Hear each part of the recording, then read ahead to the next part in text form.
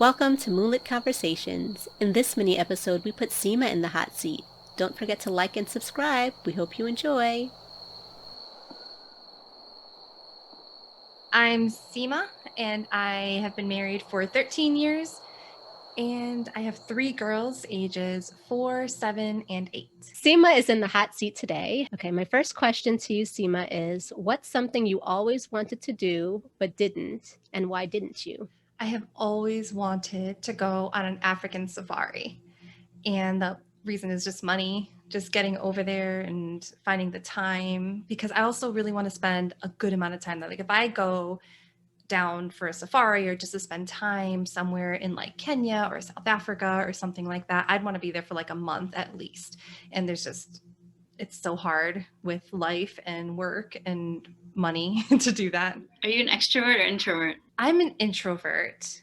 So I really enjoy people. I really like to meet new people, but I need alone time. I don't need to be around other people, So it's like I can and I'll have a good time. And when I'm out, I'll have fun.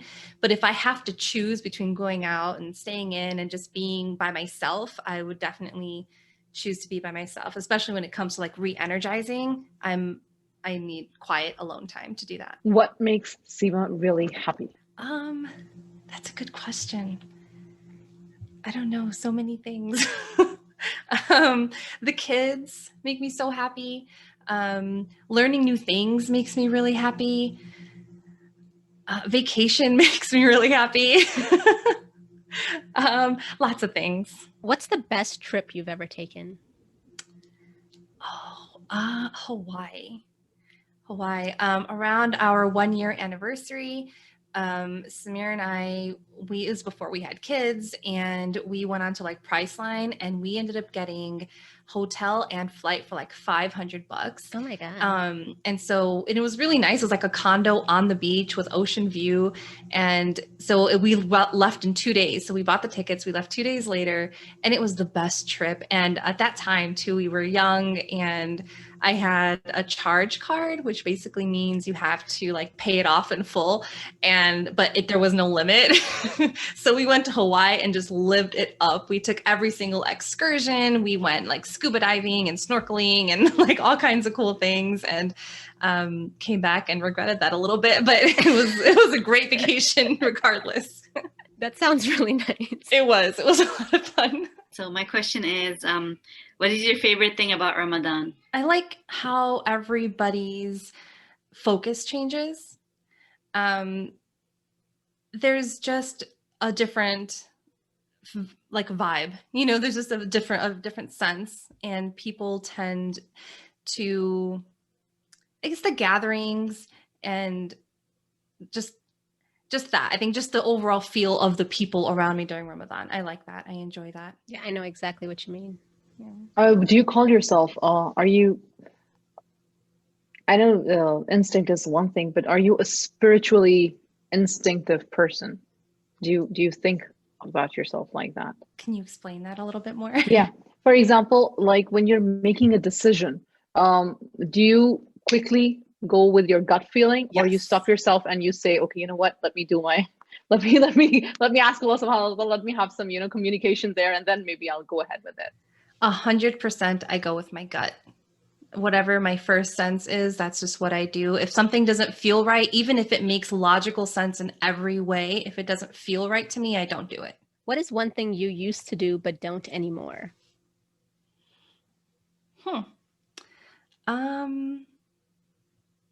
Work out.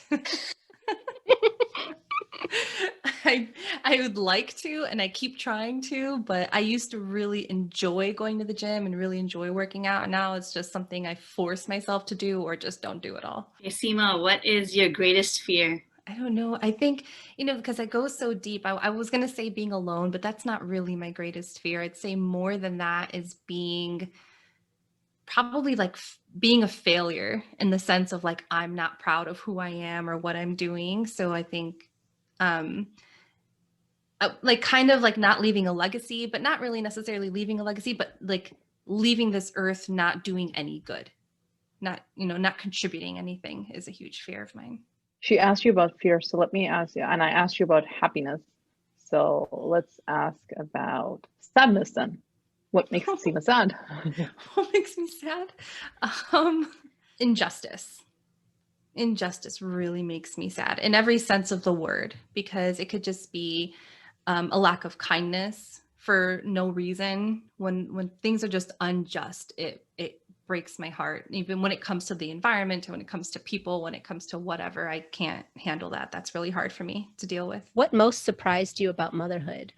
How much it impacted my life, but not just in the fact that like, oh, I'm a mother now. It changes the way I view myself. It changed my relationship with other people.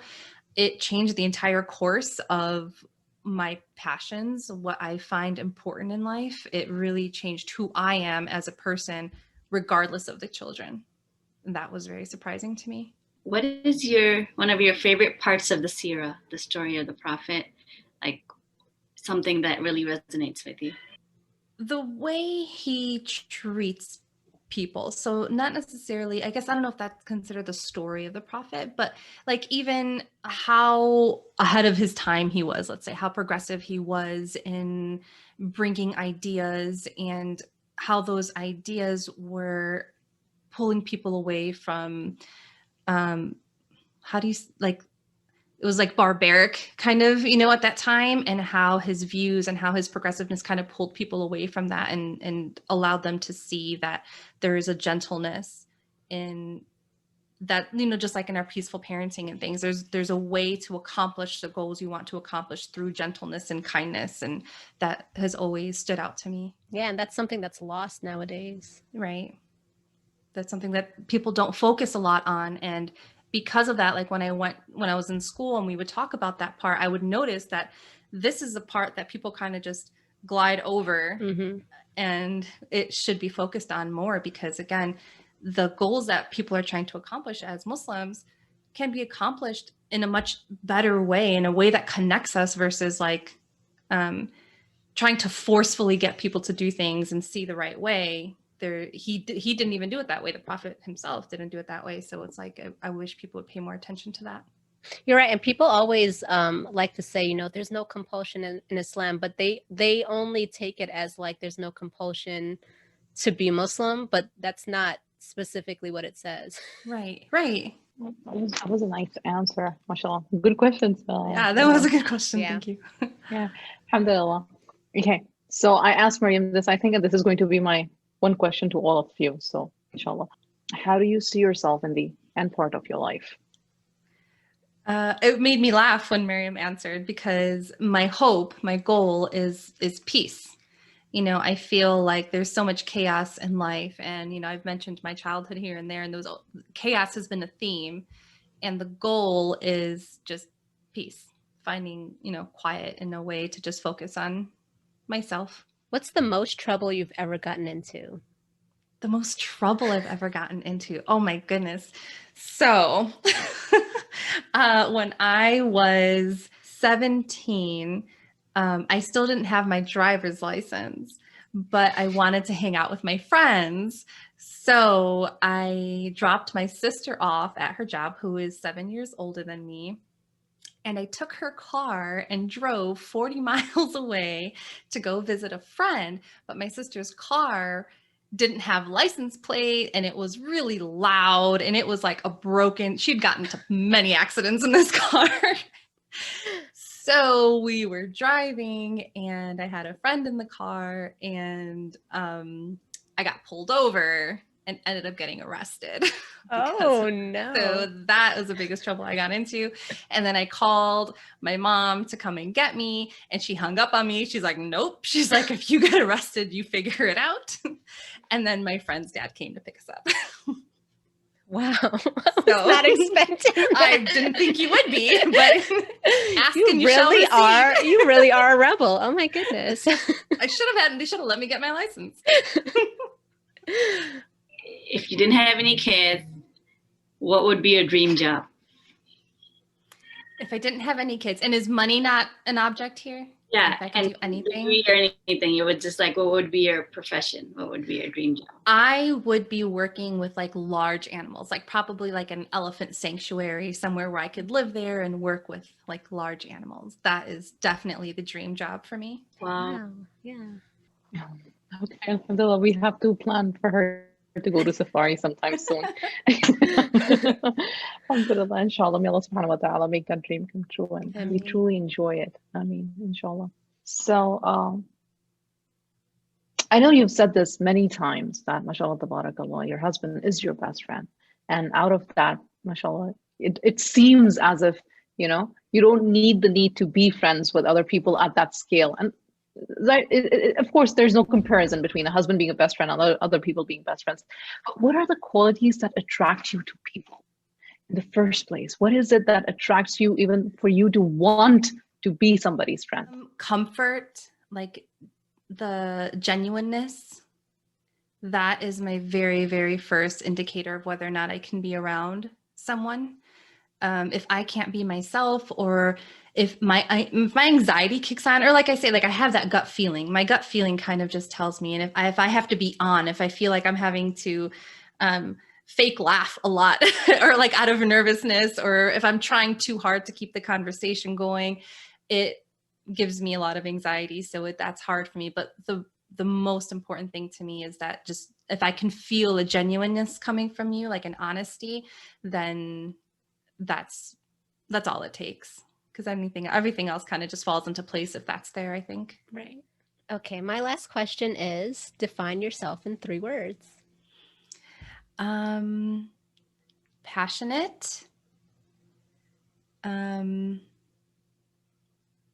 loving, and optimistic. Oh, well, really nice. I think those embody you very well. Thank you. What do you prefer? Salad or soup? Oh, soup for sure.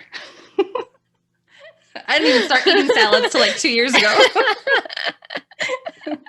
I still tell people I am not a rabbit. I don't want Yeah. I don't want that.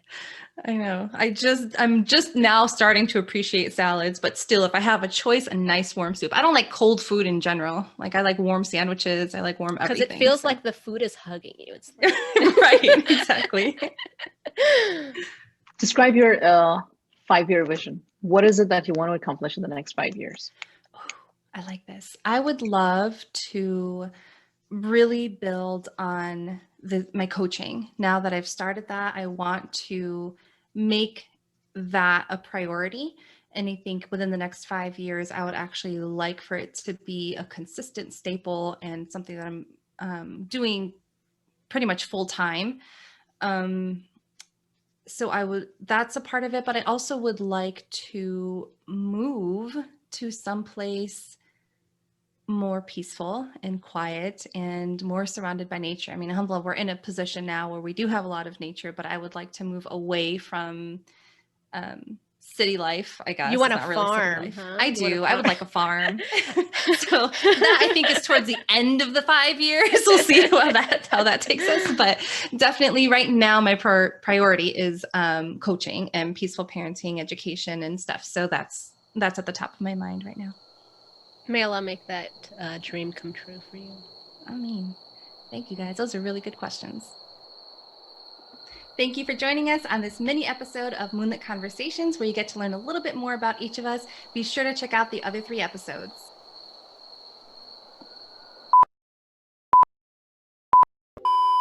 Definitely do that. Your question about what do you look for in a friend, that's one of my questions too. Good.